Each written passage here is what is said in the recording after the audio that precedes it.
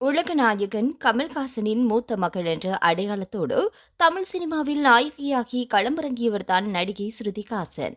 பாடகி, இசையமைப்பாளர், நாயகி என பன்முகம் கொண்ட ஸ்ருதிஹாசன் இசைத்துறையில் அதிக ஆர்வம் காட்டி வருகின்றார். அவருடைய நடிப்பில் கடைசியாக சலார் திரைப்படம் வெளியாகி கலவையான விமர்சனத்தையே பெற்றது.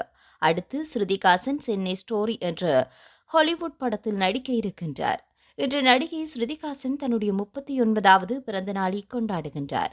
அப்பா முன்னணி நடிகராக கலக்கி சொத்துக்களை சேர்த்தாலும் ஸ்ருதிஹாசன் தன்னுடைய 21வது வயதிலிருந்தே வேலைகள் செய்து தன்னை பார்த்துக் கொள்கின்றார்.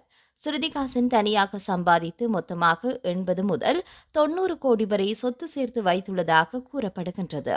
மேலும் சொகுசு பங்களா வைத்திருப்பவர் ரியல் எஸ்டேட்டிலும் முதலீடு செய்திருக்கின்றார். அவரிடம் ரேஞ்ச் ரோவர், ஸ்டோபோர்ட், ஆடி Q7 போன்ற சொகுசு கார்களும் இருக்கின்றனவாம்.